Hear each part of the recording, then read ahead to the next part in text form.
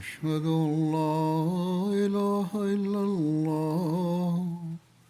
وحده لا شريك له وأشهد أن محمدا عبده ورسوله أما بعد فأعوذ بالله من الشيطان الرجيم بسم الله الرحمن الرحيم الحمد لله رب العالمين الرحمن الرحيم مالك يوم الدين إياك نعبد وإياك نستعين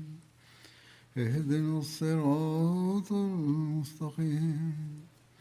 صراط الذين أنعمت عليهم غير المغضوب عليهم ولا الضالين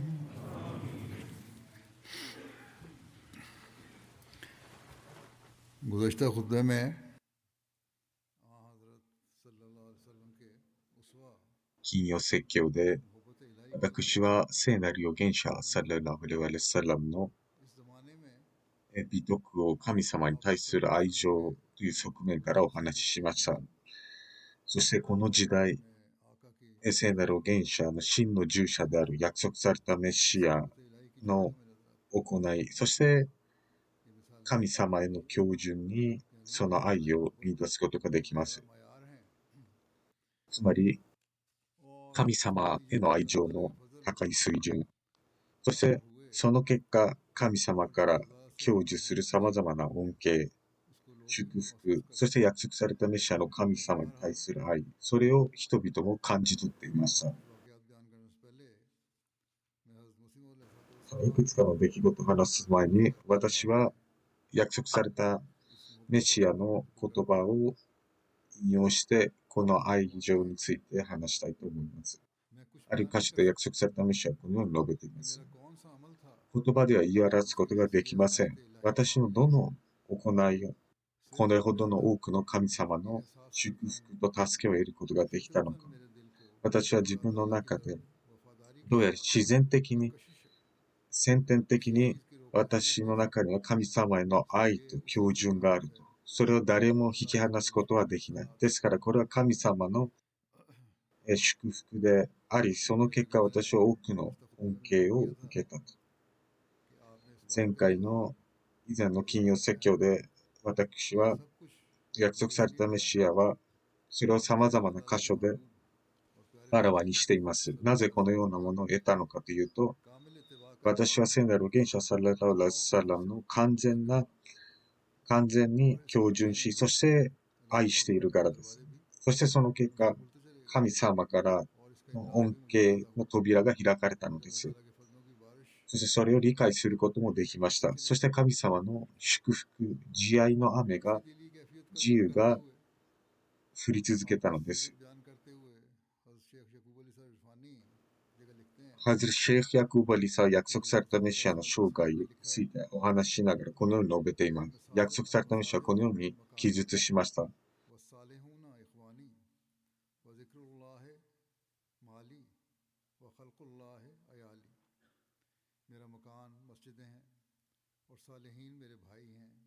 私の家はマスジッドであり、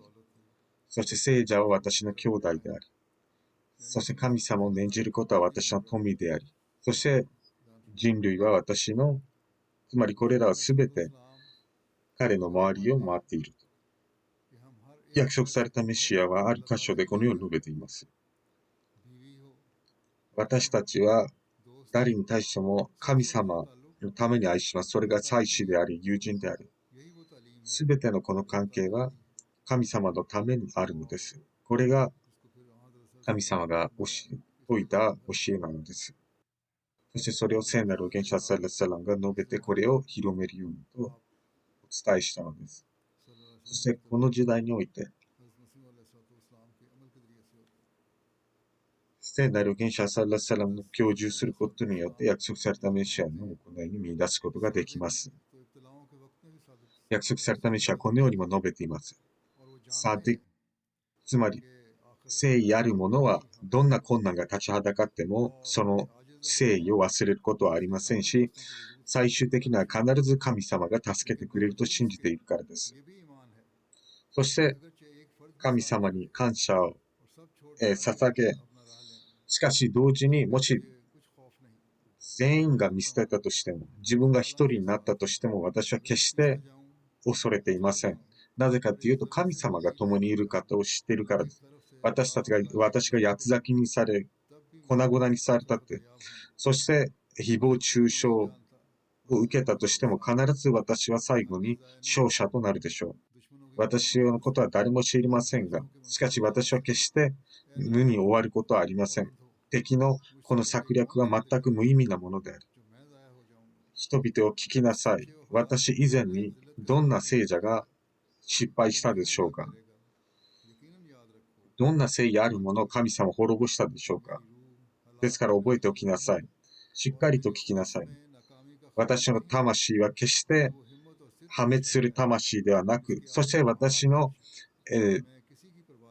辞書には失敗に終わることはありません。私は一人でありました。そして私はその一人を決して不満に思ったことはありませんでした。神は私を見捨てるでしょうか。決してそんなことはありません。私を失敗に終わらせるでしょう。決してそんなことはありません。敵は屈辱を受け、そして妬む者は恥ずかしがり、そして神様は自分の従者をどんな場面においても必ず勝利を与えるでしょう。私は神と共にあり、神は私と共にある。誰も引き離すことはできません。そして神に誓って、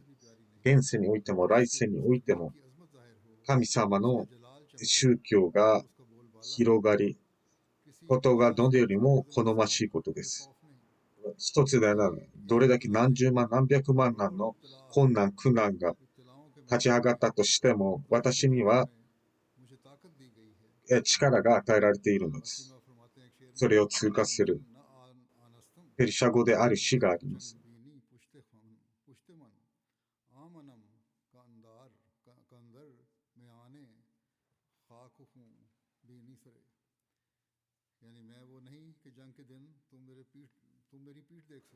つまり私は決して戦場で背を向ける人ではありません。私の頭は一番血が流れるところに見るでしょう。つまり神様への愛情に関してこれが私の気持ちです。もしジョマにこう訴えています。もし私の道に歩みたくないのであれば、去るがいいと。なぜかというと、この道には険しい道です。困難な道です。どんな困難が待ち受けているのか私には分からないです。ですから私たちはこのような地震を恐れる必要はありません。私たちはこのような困難苦難でおじけづいていいのでしょうか。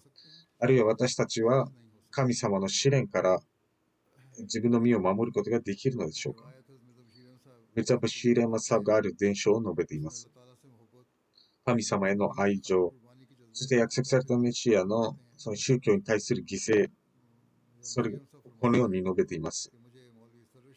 私はモルビー・サルバル・シャーサーが伝えました。グルダースプール市においてカラムディンとの訴訟が続いており、そして、裁判官が日程も決めており、そして、約束されたメシアは2日前に私をグルダースプールに送り、そこに行って、いくつかの、引用を紹介しなければならなく、提出しなければならなかったのだ。アブドリン・バラチともう一人を引き連れて私はグルダースプールに行きました。そして私たちはグルダースプールの家に到着すると、1階からドクターさんに声をかけました。ドクターさんはそこにいました。下に来て扉を開けるように言った。するとドクターさんはその時2階に泊まっており、私たちが呼ぶとドクターさんはいきなり泣き始めたんです。私たちは何度も呼びました。しかしドクターさんは泣き続けました。そしてしばらくすると彼は涙を拭いながら1階の扉を開けてなぜ泣いているのかを尋ねると、私のもとにモハマド・フセイン・ブリッシュが来ました。彼は、アハムディ信者ではないムスリムでした。モハンマド・フセインはグルダースプールにおいて、行政の仕事をしていました。そして彼はアハムディア教会に反対している人より、彼はモリ・フセイン・バターリの一味であったのです。ドクターさんによりますと、1階にやってくると、モハンマド・フセイン・ムンシーがやってきて、彼は私にこう言ったのです。最近ここでアーリア教の集会が行われたと。そしてアーリア教何人か自分の友人もその集会に参加し、私も呼ばれたので、そのアーリア教の友人と共にその集会に参加しました。そして集会が終わると、執行委員会が、集会が終わったので、これからはちょっとプライベートな話をするので、外部ゲストは帰ってくださいと言われ、私は帰ろうとしましたが、アーリア教のその友人が、外でしばらく待ってくださいと。すると私は横になって、隅の方に行って待ち始めました。するとアーリア教の中の一人が立ち上がりこう言いました。その裁判官にミルザさんの名前を言いながら、彼は私たちと敵対していまして、私たちのリーダーのレイカラムの暗殺をしたと。もしこの獲物をあなたが取り逃したら、もうあなたは私たちの敵となるでしょうと。このように彼は扇動するような発言をし、そしてマジストレートはこのように答えました。私は初めからミルザだけではなくて、そしてこの訴訟で彼のすべての証人なども地獄へ送ってやろう。しかし、この訴訟は非常に賢明な方法で進められているため、手の付けどころがないと。しかし、私は何があっても、この最初の後半で私は必ずそれを成し遂げるでしょうと。成し遂げることを誓うと。ドクターさんによりますと、モハンマド・フセインは私に、あなたは理解していないが、裁判の手続きが一体何を意味するかというと、メジストレーは裁判中、あるいは裁判前、いつどんな時も、令状なしに交流することができるのです。モハンマド・フセインはこう言います。ドクターさん、あなたは知っていますか？私はあなたの教会に反対しています。モハンマド・フセインの従者であったので、名前もモハンマド・フセインだったのです。しかし私は著名な家族が、特にヒンドゥーの手によって滅ばされるのを見たくはないと。ミルザさんの家庭はですね、その地域で尊敬される、由緒正しい家柄なので、それがヒンドゥー教の手によって滅ぼされるのを私は見たくないと。ですから私はそのことを伝えました。事前に手はずを整えてください。いや、2つの提案があります。裁判、ハイコート、最高裁に、この一件を持っていくこと。あるいはもう一つの手が、ミルザさんはこれからの後半で、そのドクターストップの書類を提出し、出廷しないことがいいと思います。ドクターさん、この話を聞いたとき、私も、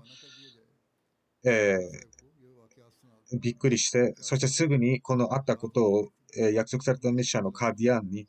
報告することにしたのです。夜中、馬車を探しました。いくつかの馬車はありましたが、反アハマディアの機運が非常に高まっていたので、誰もカディアンに連れてってくれる人はいませんでした。みんなが拒否したんです。私は4倍の料金を払うと言っても誰も乗せてくれませんでした。シェイク・ハメダリ、そしてアブダルン・バワルチ、そして3人目の人物を徒歩でカディアンに送ったのです。彼らは朝ファジャルの礼拝時にカディアンに登場し、そして約束されたメシアに会ったことを述べて、そして約束されたメシアは気にもせず、ではバターラに行きましょうと言いました。ワジャさんとモハマド・アリさんもラホールから帰ってきている途中なので、そこで私たちに会えばいいと。ワジャさんとモハマド・アリ。あったことを彼らに話しましょうと。そして、最高裁に上告するかどうか。私たちの弁護士は、他の裁判で、他の裁判所でこのケースをすることを要求していました。バターラに到着し、そしてモハマド・アリさん、ファジャさんも途中で会うことができ、裁判所を変えることはできないと。チーフ、裁判長はその要求を却下したのです。そして約束されたメッシャーはグルダースプリにお越しになり、そして道中でファジャさん、モハマド・アリさんにこれについて何があったのかは話しませんでした。グルダースプールの泊まる家に到着すると、約束されたメッシュは別の部屋でチャルパイで横になりました。その時モーリーさんは、私たちには鳥肌が立っており、これからどうなるか心配していたのです。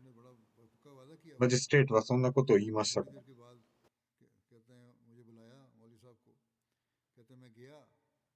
そして私が呼ばれたので行くと、その時約束されたメシアは、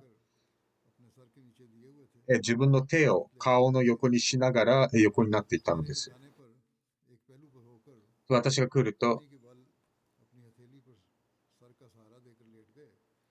横になったまま肘をついて、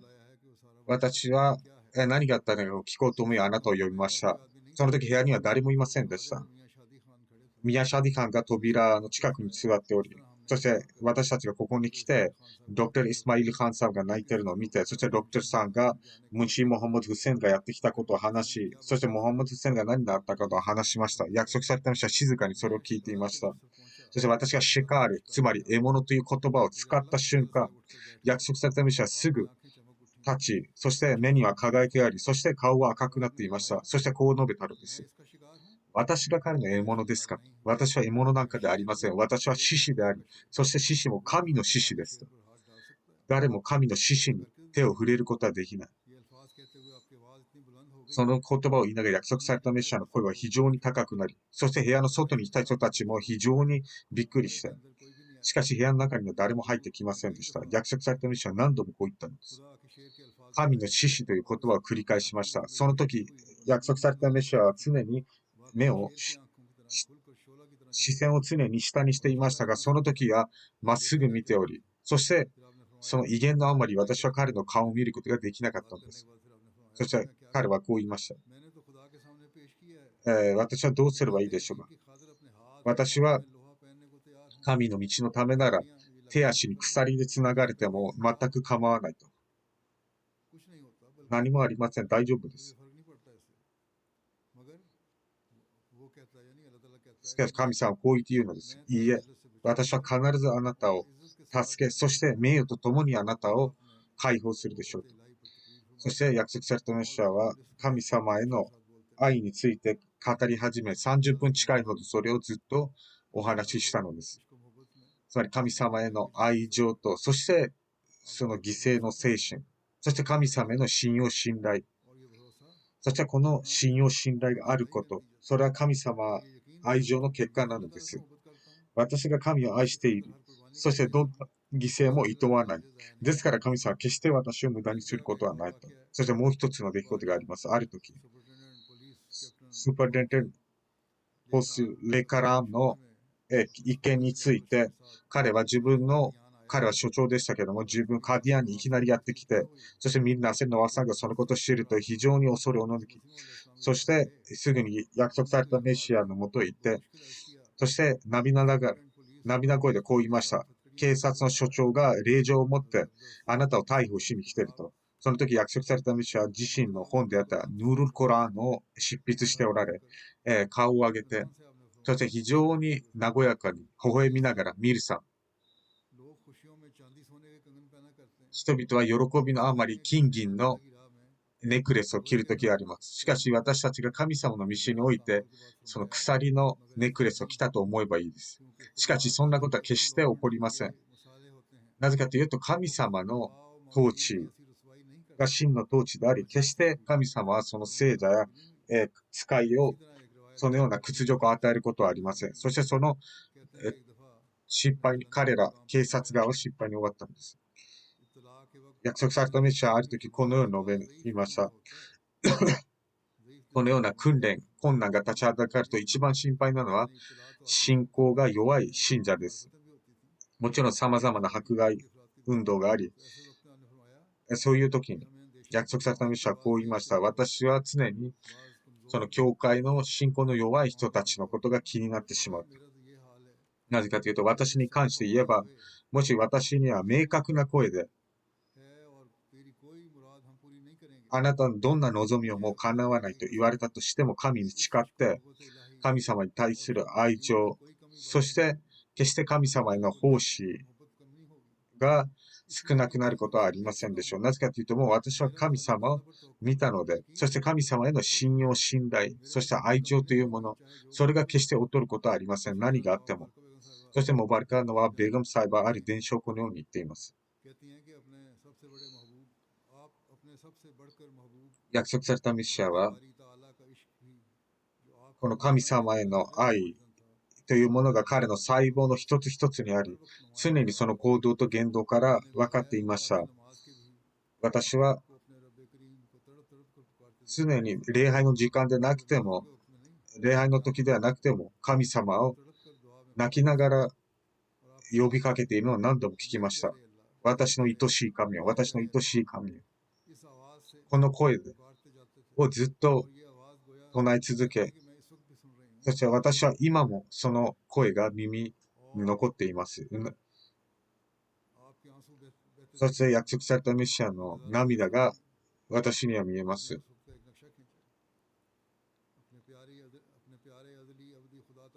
神様のために一つの尊厳を見たのです。これが約束されたメシアのお祈りの状態です。そしてある出来事も共有したいと思います。約束されたメシアは部屋の中におり、外出する準備をしていました。その時私は彼のそばにおり、そして私たちの、あるおば、親戚のおばも、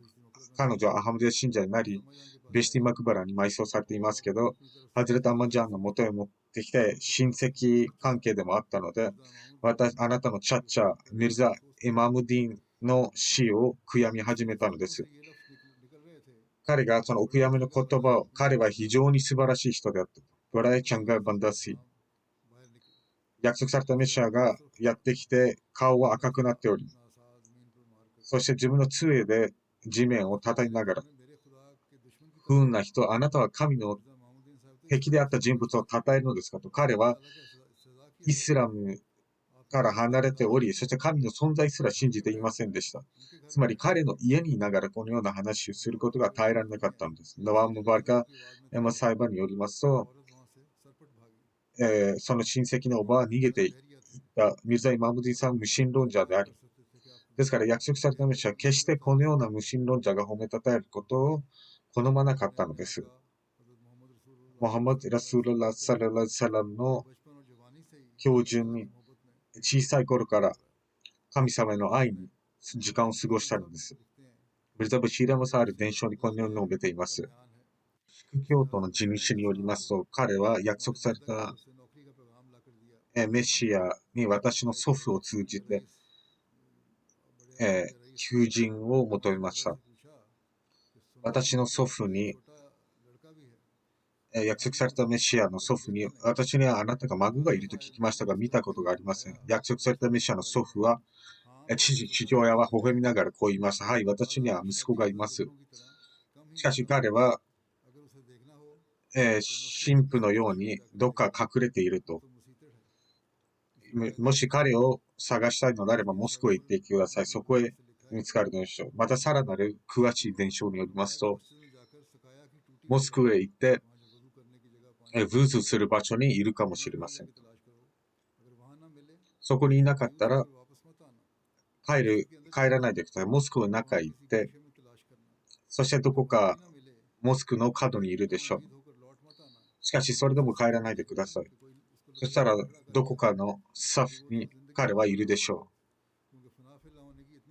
つまり彼のファナフィッラの状態は、もし誰かが彼をサフで巻いたとしてもそれに気づかないでしょう。また、ハジ・アブドゥル・ムジー・サブレディアにはこのように述べています。ある時、約束された道はロディアにおられ、そして私の、自宅には木があり、そしてその木は緑がついていました。すると約束されたメシアはこう言いました。ハジさん、この木の葉っぱを見てください。どれほど美しいものでしょうかと。その時私はそれを見て、約束されたメシアの目には涙が浮かんでいったのです。つまり神様への愛が、それによって目に涙が浮かんでいたのです。ムスリムルタランによりますと、ここにある人があり、後に彼は非常に誠意のあるアハマディア信者になりました。しかし、アハマディア信者になる約束された道は20年間彼に対して怒っていました。なぜかというと、約束された道は彼が言ったことが一言が気に入らなかったのです。彼の息子が亡くなり、その人物の息子が亡くなり、すると約束された道はお兄さんと共にお悔やみを申し上げに行きました。仲がいい人がお悔やみに来ると、よく彼は約束された道お兄さんを擁護し、泣きながらこう言ったのです。神が私に非常に残酷なことをしない。すると約束された道はその言葉を聞いて、非常に不快に思い、そして後にその人物はそのようなことから足を洗ったのです。また、ミルザ・バシール・アムサーはこのように述べています。ミルザ・ザファレム・カプール・タリビ、このように述べています。約束されたメシアは頭痛を抱えており、それとあるお医者さんがこの頭痛を治してくれる専門医であることを聞き、そして運賃を払ってその訪問していただきました。すると彼はこう言いました。2日で私が治してあげましょうと。それを聞いて約束されたメシアはその場を後にしたのです。そして手紙でこう書いたのです。私は決してこの人物から治療を受けません。彼は自分のことを神だと思っているのですかと。そして帰りの運賃も彼に渡しといてくださいと言って彼を見送ったのです。私が治すと豪語していますが、神以外に治す存在はいません。真のシャーフィーは神の手にあるからです。また、ベルザ・バシーラマサは別の伝承を述べています。ベルザ・ザファレマサ、カプール・タリビ、チョーディリ・ルスタム・アリサは、鉄道の駅長であり、彼は非常に誠意のある、教会のメンバーでありました。彼は自分の給料20ルピーだけ残して、あと残りの額は全部約束されたメシアにチャンダとして送っていたのです。彼には息子がおり、病を患っていました。彼をカディアに連れてきて、約束されたメシアの家に泊まり、そして約束されたメシアがある日こう言いました。夜夢の中で私は見ました。誰かが神を罵っていると。私は非常にそれを落ち込み、この夢について話すと、次の日、チョーティリさんのその息子が亡くなってしまったのです。お亡くなりになりました。一人息子であったため、母親が非常に嘆き悲しみ、そしてその嘆き悲しみの状況で、なんて残酷な存在なのか、私にひどい仕打ちしたと神に言ったのです。それをずっと繰り返していました。約束されたメシはそれを聞いて、すぐに外へ出てきて、そして非常に約束されたメシは悲痛な面持ちで、この時、今、この場で、この女性は私の家から出てください。ドクターさん、ミール・モハマディ・イスマイルさんは非常に、理性のある人物だったので、すぐにチョーディリさんの奥さんに諭したのです。約束されたメシは非常に送っています。彼女はすぐに、謝罪をし、そしてもう泣きませんと。それを約束されたメシアに話したのです。もう彼女は謝罪していますから、もうやみました。ですから許してください。約束されたメシアではそのままにしておいてください。そして息子の埋葬の手はずを整えてくださいという。シェール・ヤクーブ・アリサ・ビルファニは約束されたメシアの生涯に関してこのように記述しています。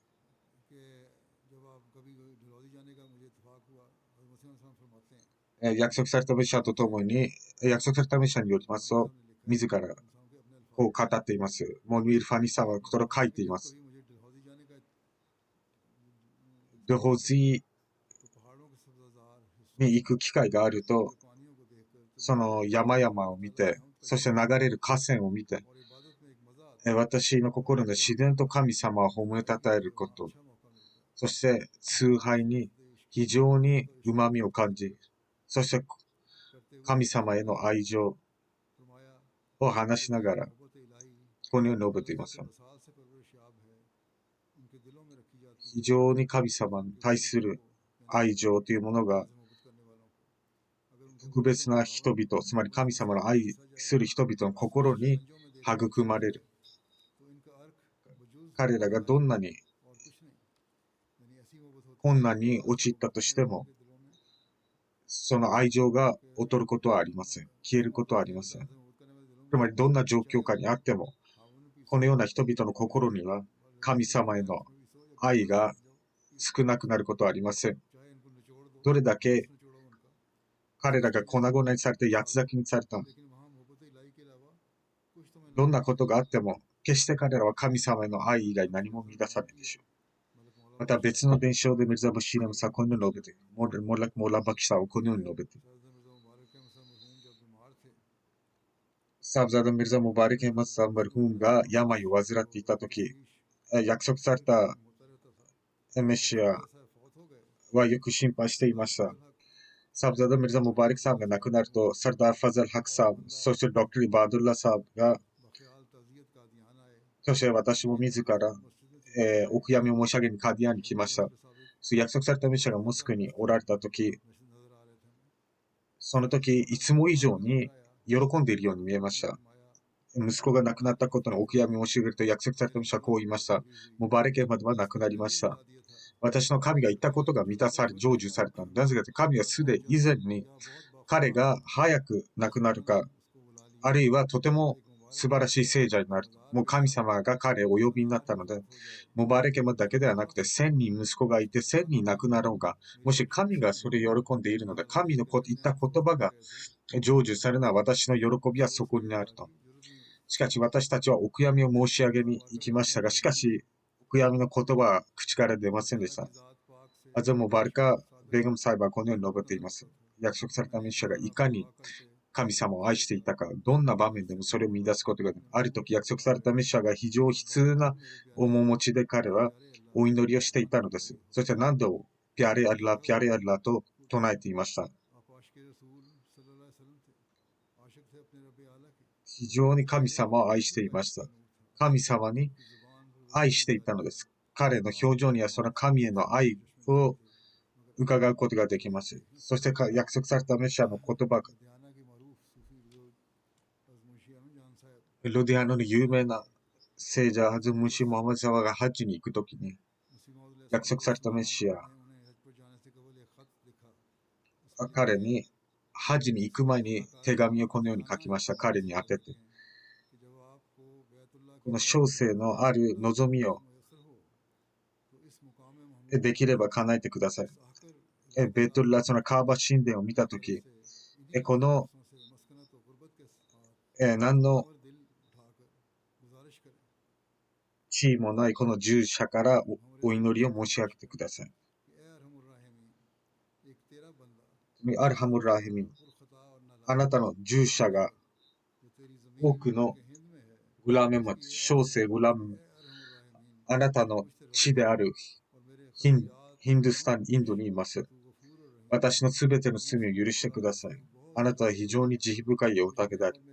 そしてあなたが喜ぶような偉業を成し遂げることができるように。私の生涯、私が死ぬのも、私が生きるのも、そして私が与えられたすべての力、すべて神様の道のために費やすことができるの。そして私には神の愛情を与えてください。慈悲深きお方よ。あなたが私を使わしたその目的のために、そしてその奉仕のために、それらを自分のファズル、祝福を通じて無事に結果を出してください。そしてフジェテ・イスラムの真実性が世界に示されるように、人々に示されるように。そして私のような小生に許しと慈悲を与えてください。そして私たちを保護してください。そしてダルルザーに到着させ、そして多くの聖なるゲチャサラサラムに多くの祝福があるように。このお祈りを申し上げましたけど、アズムシさんは約束されたメシアのその命に基づいて、そのジュマートのメンバーと共に、ベトゥラ・カーバ神殿、アラファーでそのお祈りをしたのです。ハッジの時に。このように、このお祈りの一つ一つの文言がいかに神様を彼が深く愛していたのかがわかります。約束されたメシアはこのように述べています。もし神様を愛することによって、そして標準することによって厳しい罰を受けることが待ち受けたとしても、神に誓って、私の心はこのような苦難、困難を喜んで受け入れるでしょう。もし困難や苦難が待ち受けたとしても、決して神様の標準とから一歩外れることもない。そしてそれが一歩でもずれることがどれほど大罪なのかを認識している。今までに神がいるということを知らない人は非常に不運なことで、私たちの天国は神にあり、私たちの旨みも神にあると。なぜかというと、私たちは彼を見て、そして一つ一つの美しさを彼に見出した。これは、すべてを払ってでも、犠牲にしてでも、それをもらうべき、に値する代価であると。私はどのような言葉を人々にこのことを伝えればいいのか。あなたにはその神がいる、様がいるということ。どのような薬でそれを治せばいいのか。人々が耳を傾いてくれる。神のものになったなら神はあなたのものになるでしょう。あなたが寝ている間に神はあなたのために起きるでしょう。そしてあなたが必ず敵を監視するでしょう。そして敵の策略を破滅させる。神様にどんな力があるのかあなたはまだ知らない。もし知っていたのであれば、ある人物が自分の宝石を持っているとき、彼は何か一つの少ないお金が無駄になっても泣き叫んだりします。しかし、これほどの宝石がありながら、神様はどんな時でもあなたを助けてくれることをしているのに、なぜ世俗のために涙を流すのですかと。神は非常に愛しい宝石であり、一歩一歩どんな時でもあなたを助けてくれる。神様なしにあなたは何にも無であり、そしてその他のものは何ももたらしてくれない。そして神様への愛情を示しながらこう述べて、神よ、私の友よ、私の主よ、私の愛する者よ。つまり彼は自分のことを、世界は私を不信者と言いますが、これ以外に私の愛する人はいるでしょうかと。しかし、私は世界が私の友や敵すら知らない。私がどんな状態でいるのか。その時にあなたは私を起こし、そして愛情を持って私にこう言います。決して落ち込む中で私が共にいる。すると神様、このような恩がありながら、私はあなたをいかにして見捨てることができるでしょうか。約束された道はこういうのを述べます。私はその印を数えきれないです。私はあなたが私の主であることを知っています。そしてこのように述べています。私の魂はあなたの名を聞いてどれほど歓喜するか。しかし多くの人が私を認知せず、そして受け入れなかったと。つまりこれが約束されたメシアが持っていた神様に対する愛情というものであり、そしてそれが育まれており、そしてそれを教会のメンバーにも諭したのです。いかなる犠牲を払う準備もしていきます。神様に道のために犠牲を払い、そして愛をしますば、必ず神様もあなたを愛してくれるでしょう。一人一人の敵からあなたを守り、どんな困難があってもあなたを守ってくれるでしょう。そして神様のためにどんなことをしたとしても必ず多くの恩恵を与えてくれる。現世においても来世においても。どうか神様が私たちのこれほど神を愛する人と成長してくれますように。昨日から新年が始まりました。お互いに新年の挨拶していると思います。この年が私たちにとって多大なる祝福に満ちた年となるように、そして迫害者たち、敵対者たちの策略を破滅させるように、そしてジョマートに多くの飛躍発展を与えてくれるように、外国にいる私たち、そして特にこのような私たちは新年を祝っていますし、パキスタンでも新年が祝われています。このような時、捕らえられている兄弟たちのためにお祈りしてください。パキスタンの、刑務所コリドー、彼は前回私はその無期懲役を受けた人について話しましたが、彼らが捕らわれています。彼らはこのような場合においても、この新年を神様を褒めたたえながら迎えているのです。どうか神様が、彼が神様の喜びのために鎖つながれています。どうか神様が早く彼らを釈放してくれます。私たちも、そしてこの捕らえられている人たち、アハマディア信者も含めて私たちは神様への愛を以前に増して得得することができるように、困難が立ち上がって神様への愛が増すように、そして虐げられる人、全世界に虐げられる人たちからを解放してくれるように、世界に平和が築かれる。まず礼拝の後、私は葬儀礼拝を引率したいと思います。まずはですね、3つの葬儀礼拝を引率します。レハナ・バスマさんのものからセイエド・エマサブ・ナセの奥方でありました。90歳で先日亡くなりました。インナリラヒのインナリラヒ。神様のおかげでワシヤ制度の一員であり、約束されたメシアのひ孫、そしてハズレット・ミルザ・スラーム・サーブの孫、そしてハズレット・ミルザ・アジーブ・エマサーブの娘であり、そしてミール・モハマディ・サークサーブの、孫でもありました。結婚の後、東アフリカに夫と共に移住し、ケニアで滞在し、そこでも彼女はラジナの様々な奉仕を行い、そして様々な奉仕を続けました。二人の息子はワクフェゼンデギ、サイエッド・タヘラマ、エディショナル・ナズレ・シャート、そしてサイエッド・ムザファレマズ、プロパティーズの部署で働いています。そして、アニーセ・マズ3人の息子、そしてドクター・ムザ・ソルターヌマさんの奥さんが娘であり、ミルザ・ワシーマス、もう一人の娘、ミルザ・ワシーマさんの嫁いだ先で、彼は非常に彼女は非常に聖クランを愛しており、そして聖クラン、タラワと朗読をよくしていました。アラファットに対する愛情はすごく、子供たちもみんなこれを書いています。これを子供たちにも育んだのです。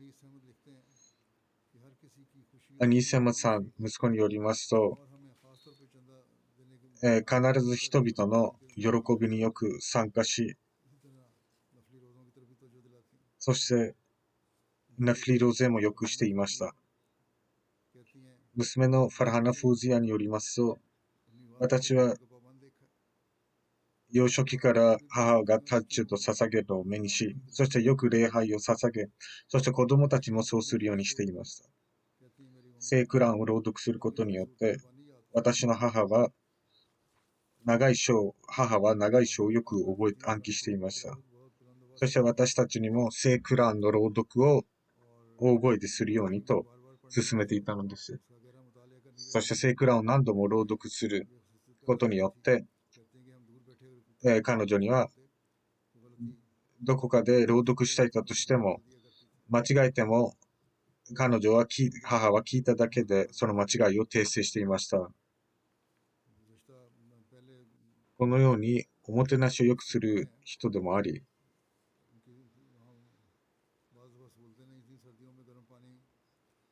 今では便利な時代になりましたけども、当時そこには冬などになると温水がなく、潜水式とかでもなかったので、自分で起きて温めないといけない状態でしたが、しかしお客さんのためにその温水を温めて提供していました。ハズレット・ミール・モハマド・イスマイルさんの息子とも仲が良く、よくその4代目カリフの家にも泊まっていました。4代目カリフは自らこう述べています。朝早く起きて私のために、ウズのために温水を洗面所に置いていました。私はある日、自分で朝起きて水を温めようと思いましたが、私が朝早く起きても、すでに洗面所には温水が置かれていたのです。様々な金銭的な問題もありましたが、しかし、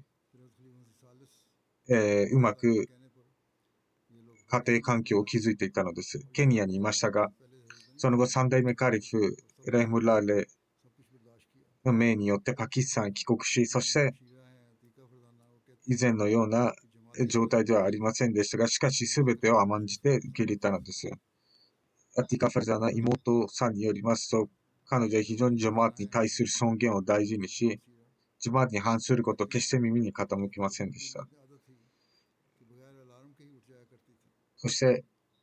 姉のドゥルシャーナさんによりますと、彼女はタハジュドの礼拝を捧げ、アラームなしで起きていました。そして、私には5人の娘がいましたが、どうか神様がいい嫁ぎ先を与えてくれると、そして素晴らしい嫁ぎ先を、非常に忍耐強い感謝を捧げる人であります。どうか神様が許しと慈悲を与えるように。そして2つ目の葬儀礼拝は、イファト・ハリーム裁判のものです。リベリアのサダル・ラジナでありました。そして、ドクター・アブドゥッサラム、リベリアのそのドクターさんの奥様でありました。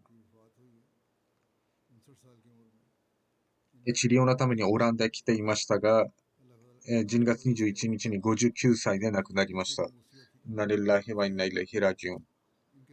神様のおかげで3分の1のワシヤのチャンダを支払い続けていました。彼女の家系にアハマディア信者が持たれたのは、ヒー祖父を通じてです。2代目カリフの手を通じて入信し、2004年の7月に夫と共にリベリアへ行き、そして21年間そのリベリアで過ごしました。その間、ラジナのサダルも務め、様々な奉仕をする機会が与えられました。そして亡くなる時も、サダル・ラジナとして奉仕していました。タハジュッドの礼拝、断食を行う人であり、聖クランの朗読もし、そしてカラファットを深く愛している人でありました。そしてこのラジナとしての責任を積極的に果たし、金銭的呼びかけにも積極的に参加し、よく施しをしていました。おもてなし、そして困っている人を助けること、積極的に行ってきた人です。とても誠意ある女性でした。聖クランの朗読をするだけではなく、そしてラジナのためにも特別なクラスをよく開催していましたし、そして子供たちにも聖クランを読ませ、アーミンもさせていました。そしておもてなしも積極的にする人であり、そしてただ数日だけではなくて、何日間もよくおもてなしをして、そして心から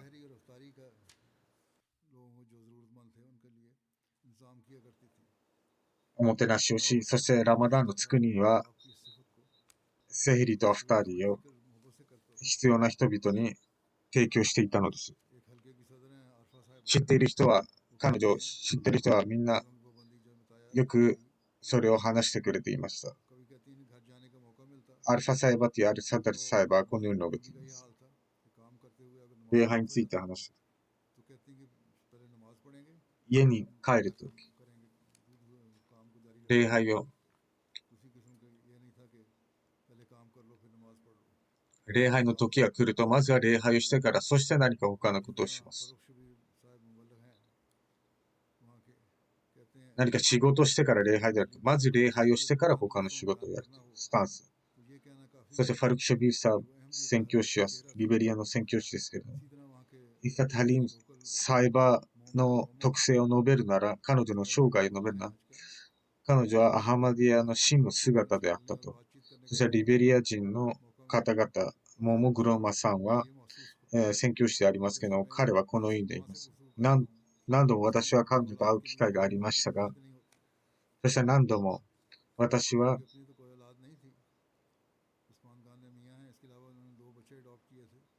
つまり自分の母親と話しているような感じでします。つまり夫婦には子供が実子がおらず、養子を引き取っていました。一人は、夫の兄の子供であり、そして今は14歳であり、娘であり、そしてもう一人はリベリア人の男のエンバトマスルーサンバは、彼が幼少期に養子として迎え、そして最近はジャミアイムでインターナショナルガーナ校で今5年生です。どうか神様がその子供たちのためにお祈りを叶え、そして彼女個人にも許しと慈悲を与えるように。3人目の葬儀礼拝は、モカラ・アブドゥル・ラヒー・バルバリさんのものです。彼はエジプト人です。彼も先日64歳でお亡くなりになりました。インナリラヒワインナイラヒラジ。個人は非常に誠意のあるアハマディア信者でありました。神様のおかげで子供と奥様もアハマディア信者です。奥様によりますと、私がどれほど神様を愛していたかというと、神様を念じるために生まれてきたようなものです。非常に道徳のある人物であり、決して他人に悪口を言うようなことはありませんでした。31年間の結婚生活で決して私を苦しめることなら本当に素晴らしい夫でありました。娘は2008年に MPR ララビを視聴した後、アハマディア信者になりました。これに対して、娘とアブドゥル・ハリンさん自身も2008年に MTA を視聴してアハマディア信者になったのです。奥様によりますと、私はそれにすごく反対し、そして多くの問題を起こしました。私は自分の家族も呼んで、その反対させました。しかし、私の夫も娘もそれに耐え忍び、ある時、礼拝でこのように夫がお祈りしていました。何度も彼は私に関してこう言いました。神よ、私の妻に導きを与えるか、あるいはもう私から離れさせてください。私はそのお祈りを聞いて非常に感銘を受けましたが、しかしそのことは何も言ず、私もお祈りを続け、そして1ヶ月後、私も、すべてが問題がクリアになり、私もアハマディア信者になりました。このように誠心誠意神様から導きを求めれば、必ず神様導きを与えてください。入信した後、私の兄弟も激しく反対しましたが、そして私の兄弟の一人がある有名なモールビーを読みました。しかしそのモールビーは失敗したのです。なぜかというと、この奥様によりますと、私の夫がただ一つだけアンサーをしました。約束されたメシアの真実性は私にとって、そしてどれほど私の心に根付いているかというと、もう私がこの信仰を捨てることはありません。なぜかというと、約束されたメシアを通じて私は神様の真のマリファを得ることができ、それを決して話すことはできないのです。このように彼は、約束されたメシアによってこのような心が育まれているんです。奥様によりますと、11年間病に苦しめられましたが、決して不平不満を言うことなく耐え忍びました。神様は会うことを望んでいる人たちに神様も会いたいと願っていて、エジプトのサダルさんによりますと、彼は本当に神様とジョパートに対する愛情を示しました。何人かが彼を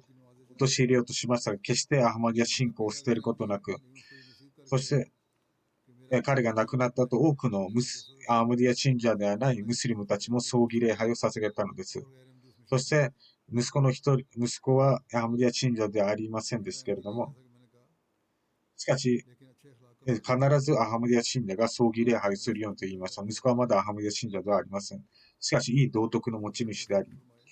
そしてアハマディア教会についてもいろいろと勉強しています。どうか神様が個人に許しと慈悲を与えるように。タヘルのディンさんも彼についてこのように書いています。何年か前に私がエジプトへ行った時、彼に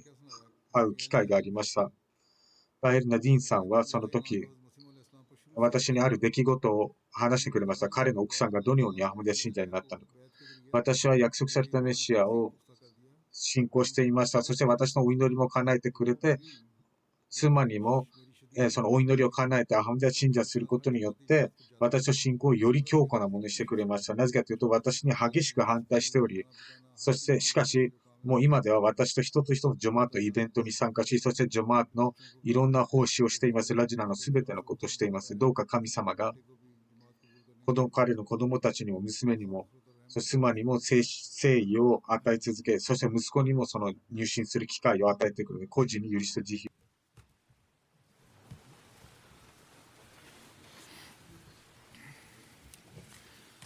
الحمد لله الحمد لله نحمده ونستعينه ونستغفره ونؤمن به ونتوكل عليه ونعوذ بالله من شرور أنفسنا ومن سيئات أعمالنا من يهده الله فلا مضل له ومن يضلل فلا هادي له ونشهد أن لا إله إلا الله ونشهد أن محمدا عبده ورسوله عباد الله رحمكم الله إن الله يأمر بالعدل والإحسان وإيتاء ذي القربى وينهى عن الفحشاء والمنكر والبغي يعظكم لعلكم تذكرون اذكروا الله يذكركم وادعوه يستجب لكم ولذكر الله أكبر